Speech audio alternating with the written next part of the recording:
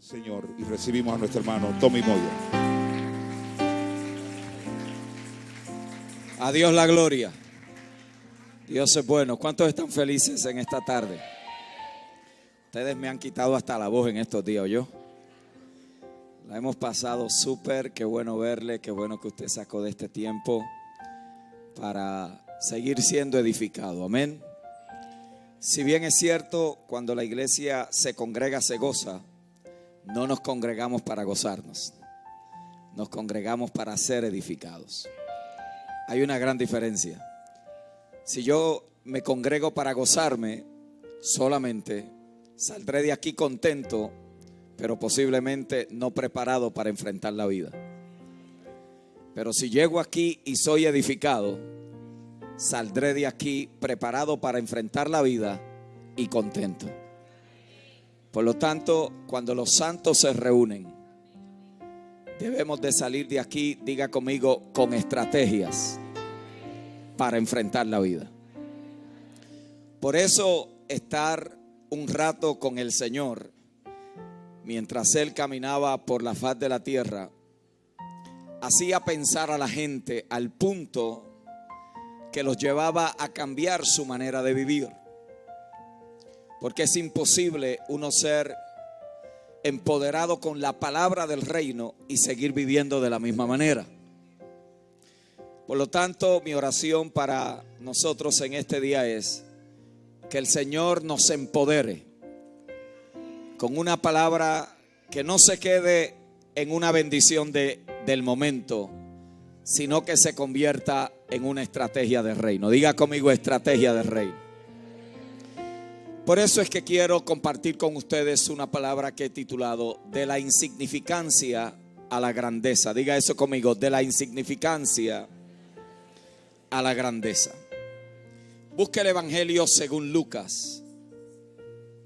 El Evangelio según Lucas nos presenta una de esas parábolas del reino. Diga conmigo, parábolas del reino. Si usted ha estado con nosotros durante estos días, yo he sido muy intencional en repetir algunas cosas, porque la verdad del asunto es que la repetición es la madre de la enseñanza. Uno no aprende porque oyó algo, uno aprende porque se le repitió algo. Y mientras más se repita esa verdad de diferentes maneras, más posibilidades existen de que la podamos asimilar. Por eso el mensaje del Señor simplemente fue uno. Se necesitaron 4 evangelios para explicar un mensaje. Imagínense, 4 evangelios para explicar un mensaje. ¿Cuál era el mensaje? El mensaje del evangelio del reino. Él no vino a predicar cualquier evangelio. Él vino a predicar el evangelio del reino. Hoy hay muchos evangelios. Este es el evangelio de la prosperidad. Este es el evangelio que la gente habla más que de sanidad. Este es el evangelio donde la gente habla de guerra espiritual. Este es el evangelio donde la gente habla del Espíritu Santo. Todo eso son híbridos del evangelio. Hay un solo evangelio y es el evangelio del reino. De que del evangelio del reino se desprendan enseñanzas que representen la vida del reino es una cosa, pero eso no constituye que ese sea el evangelio del reino. Por lo tanto, usted va a encontrar en la escritura un mensaje consistente. Y es que Cristo continuamente exponía a sus discípulos al mensaje del evangelio del reino. Por lo tanto, durante estos días hemos sido enfáticos en una verdad presente. Y es que cuando el creyente se acerca a la escritura, tiene que tener muy claro que para poder entender el mensaje del texto bíblico, tiene que saber cuál es su contexto, qué es su contenido y cuál ha sido el pacto en el cual ha sido establecido. Si yo no entiendo eso, le voy a dar un significado al texto que probablemente esa no fue la intención. Y termino entonces con un mensaje de la Biblia no bíblico.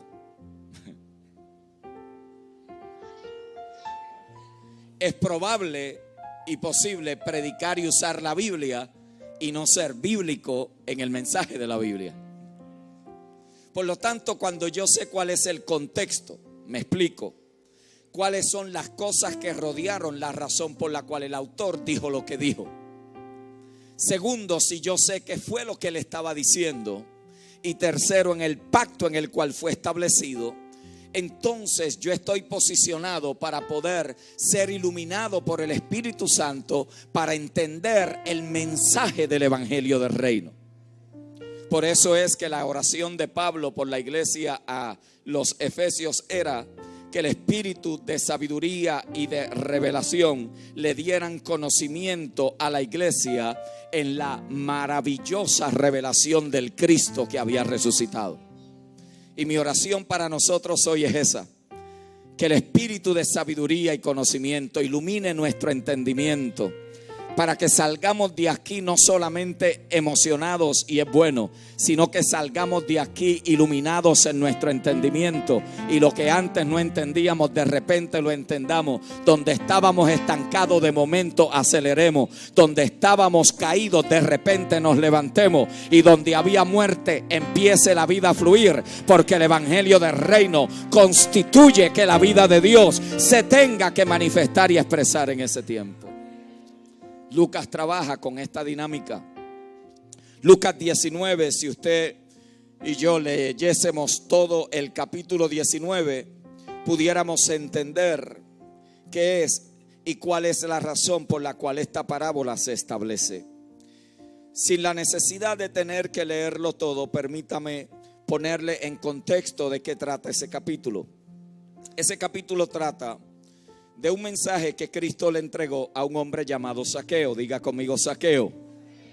¿Cuántos mensajes usted ha escuchado de Zaqueo, que estaba en el árbol y usted tenía que pasar por el árbol y el árbol de repente le soltó una manzana y le cayó en la cabeza, y eso indica que Dios te estaba llamando? El propósito del mensaje a Zaqueo provoca en los oyentes una reacción. Y note como Cristo le dice en el verso 9, Jesús le dijo a Zaqueo: hoy ha venido ¿qué? La salvación a esta casa, por cuanto él también es hijo de Abraham, porque el Hijo del Hombre vino a buscar y a salvar lo que se había perdido.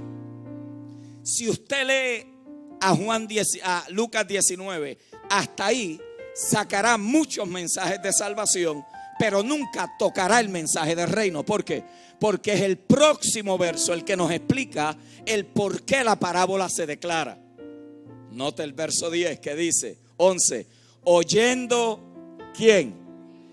Ellos estas cosas, prosiguió Jesús y dijo una parábola, por cuanto estaba cerca de Jerusalén y ellos pensaban que el reino de Dios se manifestaría ¿cómo? ¿Qué cosa fue la que ellos oyeron? Que la salvación había llegado ¿a dónde? A la casa de Zaqueo.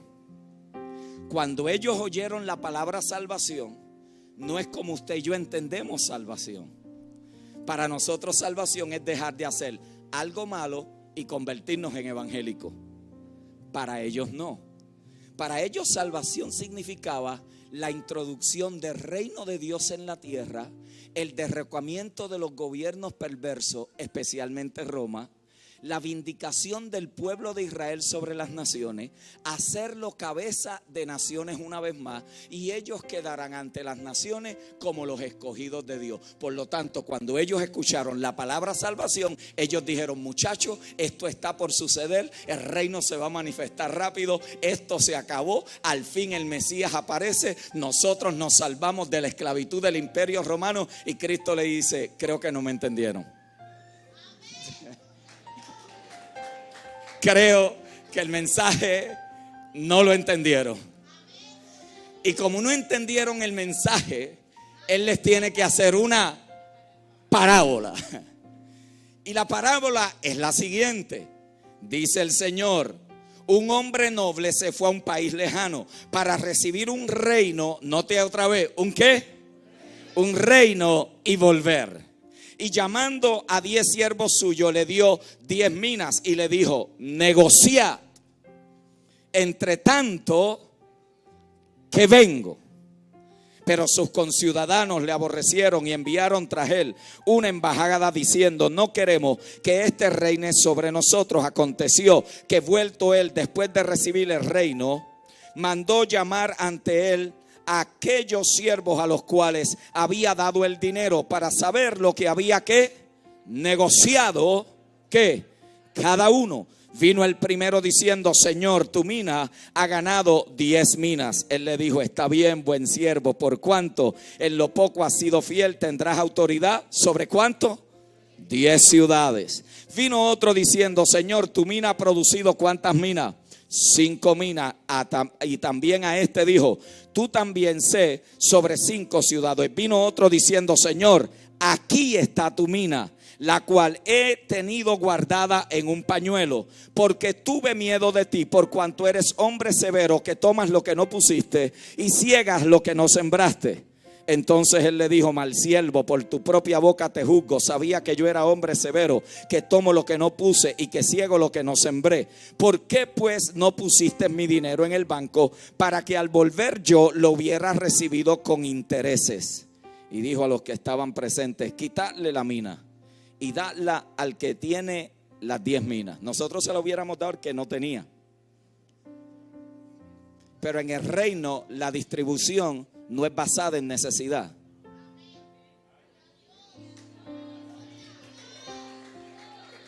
Hoy vamos para territorio Apache. Nosotros se la hubiéramos dado: ay, al menos que tiene, porque ese pobrecito no tiene nada. Y el Señor dice: este reino no opera por necesidad. Este reino opera por capacidad de productividad.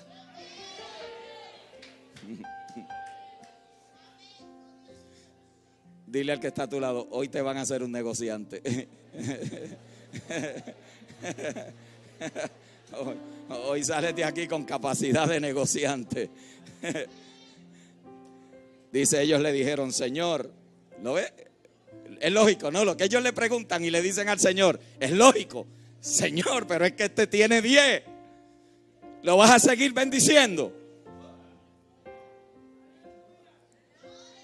¿Le vas a seguir dando al que tiene más? Esa teología de Robin Hood, ¿no? Que al que tiene hay que quitárselo para dárselo al pobre. En el reino no es así. Es así. Los gobiernos nos mantienen así porque es la forma de mantener clases divididas. Pero en este reino Cristo dice: no se preocupe. Yo digo que a todo el que tiene se le dará más. Y al que no tiene, aún lo que tiene se le quitará. Usted ahorita va a entender por qué él dijo eso. Y también aquellos mis enemigos que no querían que yo reinase sobre ellos, traerlos acá y decapitémoslos delante de mí. La palabra del Señor está bendecida. Noten que el Señor, para poder explicar uno de los misterios más grandes, utilizó una parábola. Diga conmigo: una parábola. Ahora, ¿qué es una parábola? Una parábola no es otra cosa que una comparación. Es una historia terrenal con profundas enseñanzas espirituales.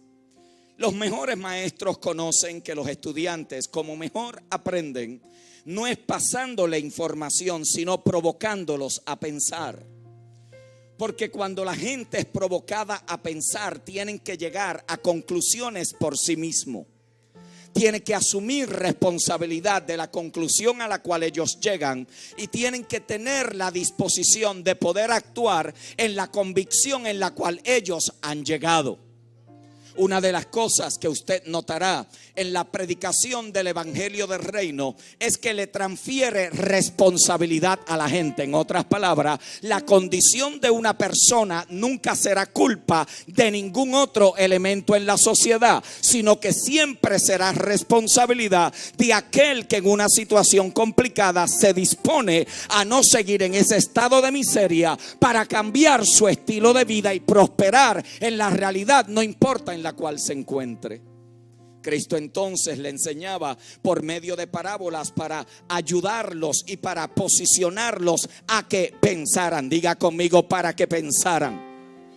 Por eso usted va a notar que las iglesias del reino se caracterizan porque en su predicación y la enseñanza ponen a la gente a pensar. Porque esto es importante, porque cuando la gente piensa es la única manera que tenemos para reemplazar las imágenes que la cultura y los sistemas de este mundo han formado en la mente de las personas. Por eso es que la predicación del reino crea imágenes. Por eso Cristo utilizaba los diferentes medios de aquel entonces, una sociedad agrícola, una sociedad que dependía del fruto de la tierra continuamente. Él le hablaba del reino de los cielos, es semejante a un sembrador que salió a sembrar la semilla. Era una sociedad que vivía de la pesca. El reino de los cielos es semejante a una red. ¿Por qué? Porque Cristo siempre te va a emplazar en el contexto en el cual tú te encuentras. En otras palabras, el mensaje del Espíritu Santo para una persona siempre estará condicionado al medio ambiente donde esa persona se sabe manifestar. En otras palabras, si tú sabes de medicina, por ahí Dios te va a hablar. Si sabes de arquitectura, por ahí Dios te va a hablar. Si sabes de ciencia, por ahí Dios te va a hablar. ¿Por qué? Porque el autor de todas esas disciplinas no es otro que el Señor Jesucristo, y Él sabe cómo sacar y extraer de ahí enseñanzas que te impartan el conocimiento que vas a necesitar.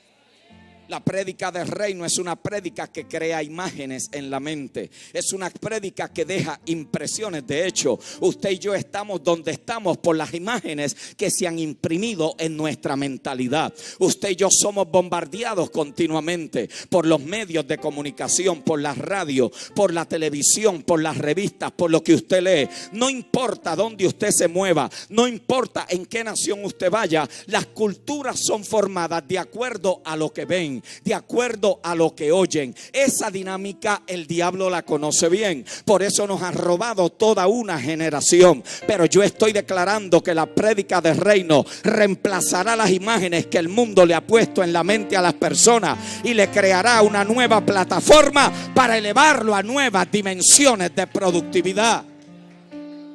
Por eso es que la prédica del reino no se concentra en llevar la gente al cielo. ¿Por qué? Porque a usted no lo salvaron para llevarlo al cielo. Usted va al cielo porque es salvo. Ay. Déjeme repetir esto, porque esto es importante. A muchos de nosotros se nos enseñó que la razón de la salvación era para no irnos al infierno. Qué tristeza, porque eso sería lo más básico de la razón por la cual la salvación se manifiesta, pero no es la razón por la cual se manifestó. La salvación se manifiesta para que usted pueda conectarse a la vida verdadera y en la tierra, porque usted no fue diseñado para el cielo, usted fue diseñado para la tierra. Usted está diseñado para gobernar aquí, para ser efectivo aquí. Esto es tan poderoso que cuando todo esto se acabe, usted va a estar un ratito allá, pero vuelve otra vez acá a gobernar. Si no ha leído eso, lea el capítulo 21 del libro de Apocalipsis. Todo lo que sube tendrá que bajar. Por eso es que usted está diseñado para gobernar aquí, y esto que usted está viviendo hoy es simplemente un entrenamiento. A muchos de ustedes los han estado entrenando y usted creía que era el diablo, y era Dios preparándote para llevarte de la insignificancia a la grandeza.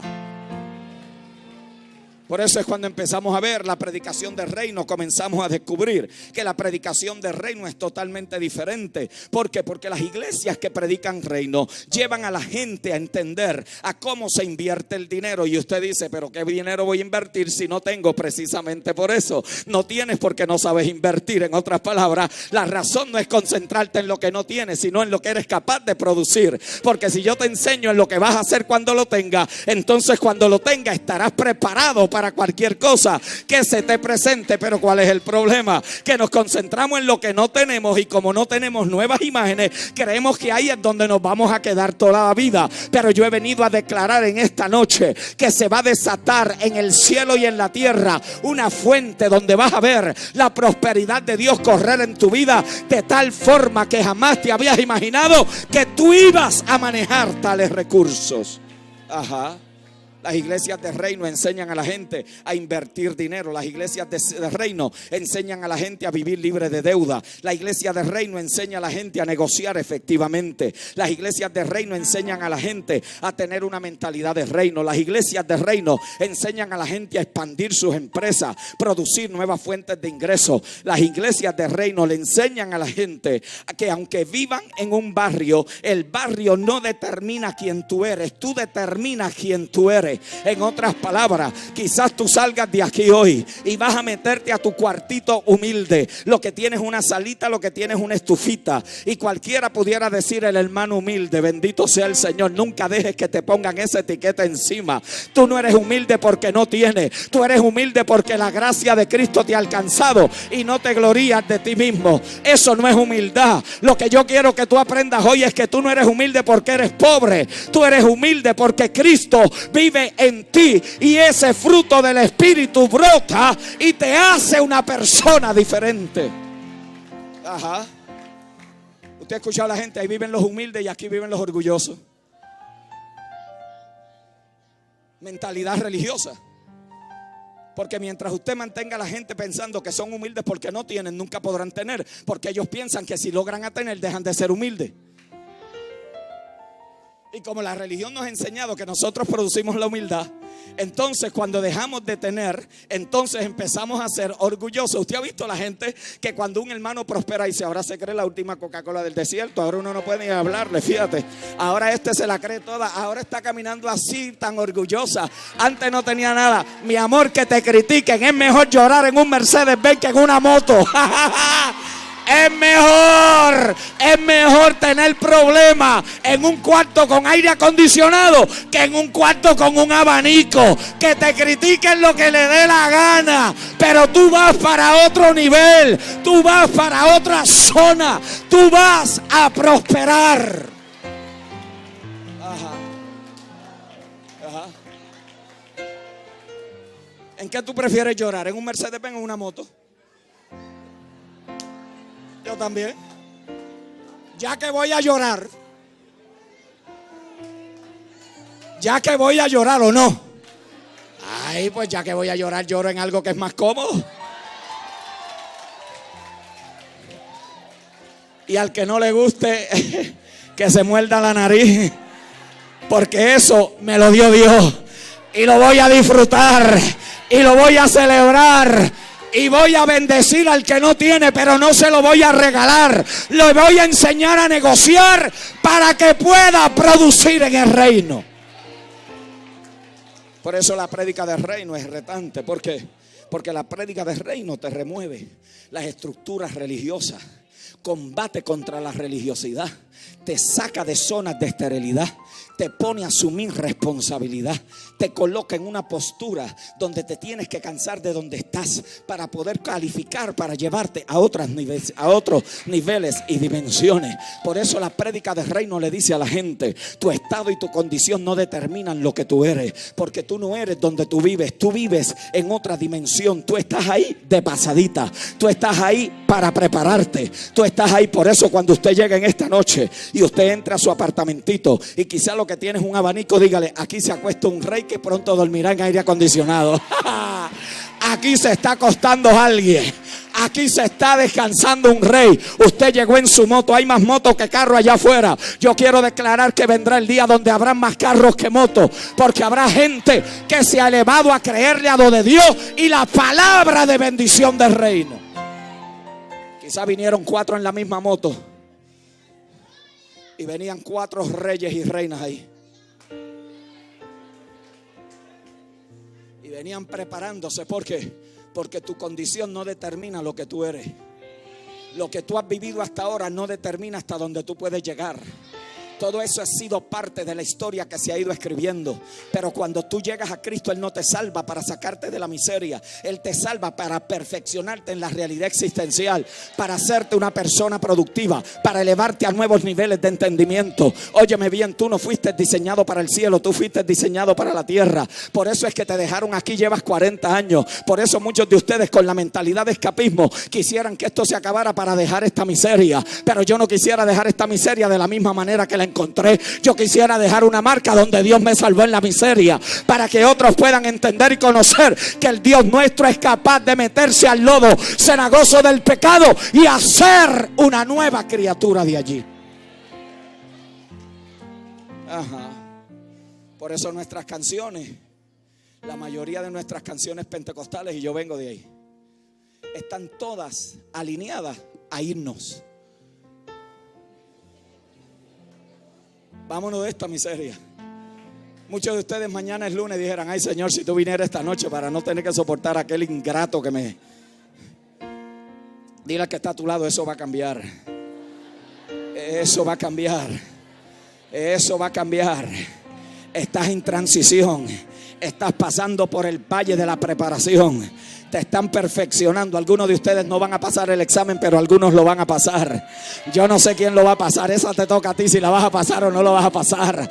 Yo lo que sé es que cuando tú pasas el examen es imposible quedarte en la misma condición y zona de productividad. Muchos de ustedes van a ver que en este próximo año 2014 y lo que resta del 2013, lo que tú creías que no iba a suceder, Dios lo va a causar y Dios va a hacer que sea posible. Muchos van a ver que de la nada Dios va a hacer algo, pero no es porque te sentaste a cantar me voy con él, me voy con él. Es porque te metiste en el escenario de la vida, asumiste responsabilidad por tus resultados y estás diciéndole a Dios: aquí voy a creerte a ti y la palabra del reino que tú has establecido. Ajá. El mensaje del reino afecta la manera en cómo la gente piensa. Y si nosotros ayudamos a la gente a cambiar la manera en que como piensa la gente, entonces le ayudaremos a cambiar el comportamiento. Y si la gente cambia el comportamiento, eventualmente formaremos una nueva cultura. Ayer yo lo decía en el evento: el problema de muchos de nosotros es que somos más dominicanos que hijos de reino. Y nuestra vivencia es más dominicana, más boricua, más venezolana, más colombiana. ¿Por qué? Porque ahí nos formamos. Y venimos del cosmos, venimos del mundo y traemos aquellas malas mañas. Lo que pasa es que ahora las disfrazamos con espiritualidad.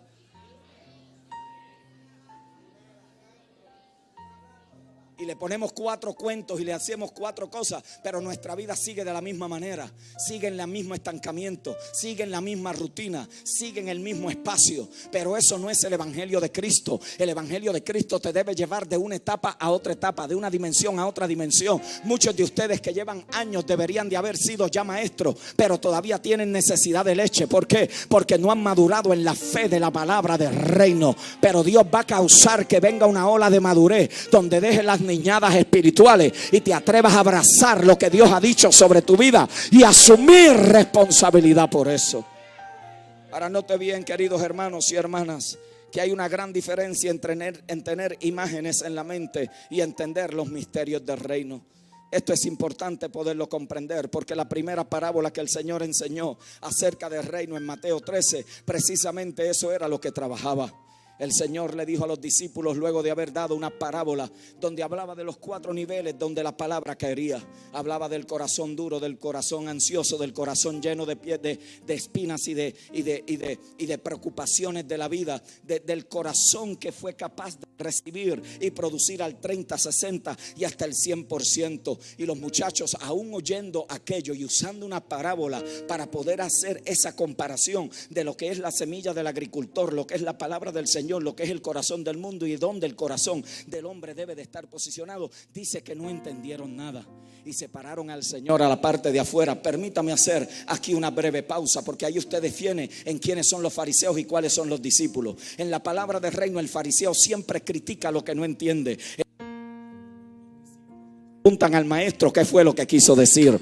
Por eso usted va a notar la gran diferencia cuando un discípulo está escuchando la palabra y cuando un fariseo es el que la está recibiendo. El fariseo dice: a mí no me enseñaron de esa manera, pero el discípulo viene y pregunta y dice: ¿qué fue lo que quisiste decir cuando hablaste de esa parábola? Entonces el Señor le dice: no habéis entendido. Si no entendéis esta parábola, ¿cómo comprenderéis las otras parábolas? No habéis entendido que a vosotros os es dado a entender los misterios del reino de los cielos. Lo que Cristo le está diciendo es: muchachos, esto es Evangelio 101. Si ustedes no entienden esto básico, ¿cómo me van a entender las otras cosas más profundas? Por eso es que dos personas pueden escuchar el mismo mensaje y usted los ve. Yo sé que en República Dominicana no hay ninguno, pero yo los he visto en otras naciones. La misma palabra, el mismo mensaje. Unos parecen unos maniquíes evangélicos y los otros dicen: esa palabra se me pegó, esa palabra a mí me transformó, esa parábola usted lo ha visto, usted lo ha visto. Uno viene y dice: ¿qué le pasa a este que está loco? Es que él no entiende. Es que esa palabra se te metió por dentro. Y cuando tú sales de ahí dices: que yo no sé, esto a mí me está quemando, esto a mí me está revolucionando. Yo he venido a declarar que muchos de ustedes no van a poder ni dormir por las próximas semanas para que esta palabra te queme toda religiosidad y salgas a hacer lo que Dios ha establecido. Ajá, dale un codazo a alguien y dile: voy para otra dimensión. Voy para otra dimensión. Ajá. No es lo mismo. No es lo mismo. No es lo mismo escuchar un mensaje y que se revele un misterio del reino. Por eso cada vez que Cristo le enseñaba a sus discípulos, la intención era impartirle conocimiento, revelarle a ellos de que ellos tenían derechos legales en el reino que el Padre vino a establecer. Por eso cada vez que le enseñaba, él quería que sus discípulos salieran de una condición de dominados a una condición de dominio.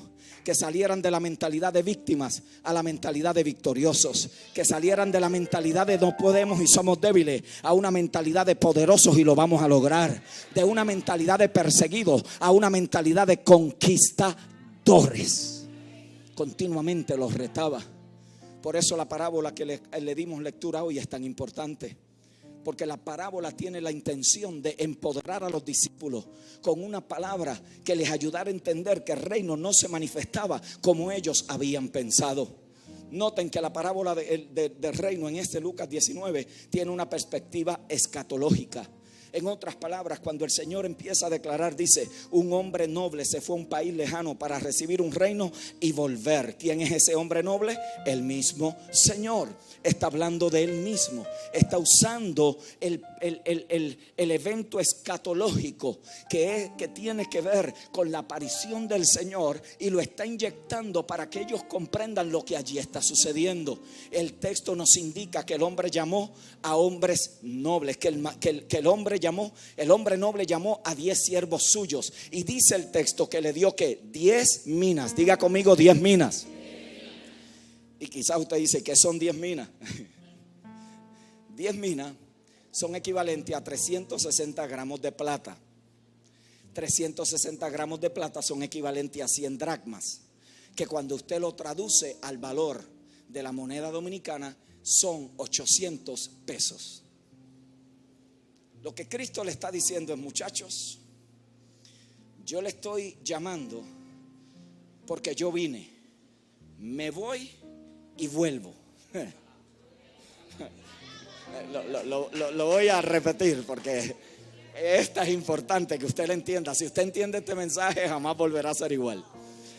Yo vine, le di 800 pesos a cada uno, me voy y vuelvo a pedir cuenta. ¿Qué hiciste con los 800 pesos? Ahora que se va a poner.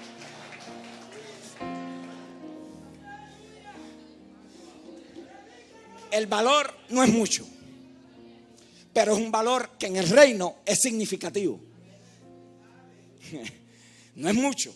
$800 pesos en realidad no es una gran cantidad. ¿Por qué? Porque el valor de lo que se le dio descansaba en el hecho de que el hombre noble le estaba confiando algo a ellos basado en su capacidad de reproducirlo exponencialmente, de su capacidad de emplear los dones que tenían y de poder administrar correctamente los 800 pesos que él le había entregado.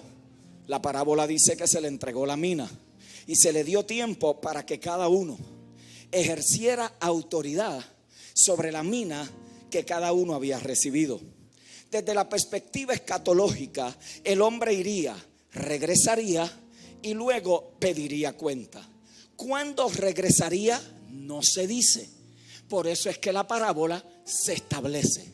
Porque ellos pensaron que cuando él le dijo a Zaqueo, la salvación llegó a tu casa, les estaba diciendo, esto se acabó. Y lo que él le estaba diciendo en realidad, esto está apenas comenzando. Y le dice, como está comenzando, no le puedo decir cuándo vuelvo, porque si esta gente llega a tener una idea cuando vuelvo, si es sin saberlo y no hacen nada, imagínense si llegan a saber cuándo yo regreso. Usted sabe cómo es la gente, que le gusta el pan de piquito y que se lo den con mucha facilidad. Le encanta que otro venga a hacerlo por ellos. Y Cristo le está diciendo, tu función en el reino no es sentarte a esperar que yo venga, sino que entre que yo vine y vuelvo, te conviertas en un buen negociante. Ay, ay, ay, ay. Ajá, note. No se le dice, ¿por qué? Porque Cristo lo que quiere apagar en la vida de sus discípulos es la inmediatez de las cosas. Nuestro mal, nos encanta este asuntito de orar, ofrendar y que Dios haga el otro día. ¿O no? Seamos honestos, ¿o no? Nos encanta esa vaina. Nos fascina, ¿eh? Que venga el predicador, que me toque con el pañuelo para salir de esta miseria. Ajá, nos encanta. Y Cristo le dice, en este reino así no es. En este reino así no es que opera, porque este reino no opera bajo el principio de la inmediatez, opera bajo el principio de la responsabilidad. Este reino no opera con una oracioncita que yo te haga en este día, te transfiera el manto, como dicen algunos. Es más, hay algunos que ni pasándole con petróleo del bueno van a cambiar, hermano. ¿Por qué? Porque el problema de ellos no está afuera, el problema de ellos está. Por eso es que cuando Cristo se acercaba a la gente enferma, no solamente los sanaba, sino que primero trabajaba con su problema psicológico y le decía, no temas. ¿Por qué? Porque el problema no era la enfermedad, hermanos. Tu problema es lo más básico que tú tienes. Tu problema no es el problema, tu problema es la forma en que tú procesas tus problemas. Porque cuando tú entiendes lo que el problema puede causar, en vez del problema destruirte, lo que el problema va a hacer es